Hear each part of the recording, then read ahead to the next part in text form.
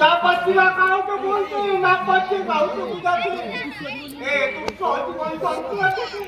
তুমি আমায় মুক্তি দাও ঠাকুর, তুমি আমায় মুক্তি দাও। আপনি এখন মরবেন না স্যার, কারণ যমরাজ এখন কর্মব্যস্ত।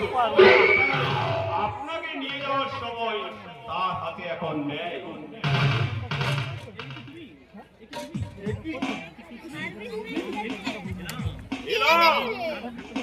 আজ থাকতে পারলাম মাস্টার মশাই, আপনি আমার শিক্ষা করুন পিতৃতুল্য, তাই আপনি কেমন আছেন না আছেন ছাত্র তুল্য সন্তান হিসাবে আমার তো দেখা কর্তব্য স্যার, তাই না?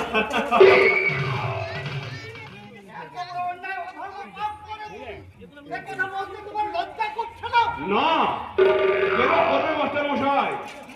চোখের সামনে দেখতে পাচ্ছেন কি উচ্ছৃঙ্খল বর্তমান ছাত্র সমাজ।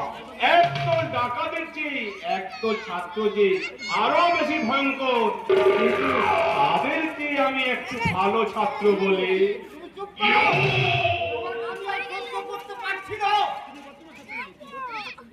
বর্তমান সমাজে কলঙ্ক, বর্তমান সমাজে শত্রু। ওই কোনো কলঙ্কিনী রাধা যদি আমাদের দেবী হতে পারে, তাহলে যে কোনো কলঙ্কে আমার ভয় কি? আমার তো বৈষ্ণব কবির ভাষায় বলতে ইচ্ছে হচ্ছে, তোমারও লাগিয়া কলঙ্কের হার গলায় পড়িতেছু।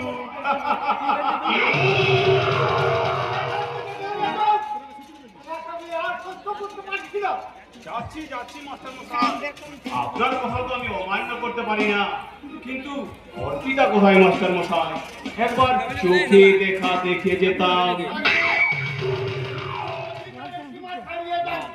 না না না না না, আপনার অন্য কোনো ভয় নেই মাস্টার মশাই, আপনি চুপ কাছে দেখেন দেখে আমিও সভ্য শান্ত ছেলে হয়ে গেছি, তাই সর্বনাশ আমি এই গ্রামে করবো অন্য বাড়িতে। নিশ্চয় করবো, আপনার বাড়িতে নয় বলবো।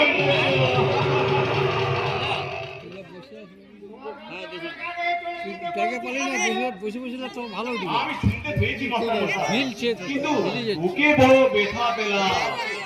আপনিও আমায় ভুল বুঝে এরকম দুরাচরণ করছেন।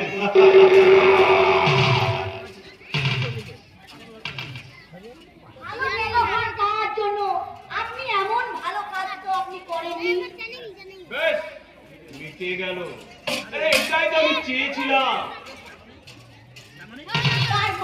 এই যে তুমি এলে, আমি তোমার নয়ন ভরে দেখলাম, আর তুমিও বুঝিয়ে দু চার কথা বললে, আমিও শুনলাম। এবার আমি চলে যাব, নিশ্চয় যাবো।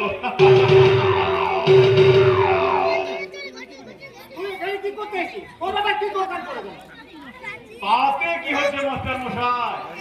আমি তো আবার বাঘ ভালুক নয়, মানুষ, মানুষের মতো আপনার সন্তান তুল্য ছাত্র।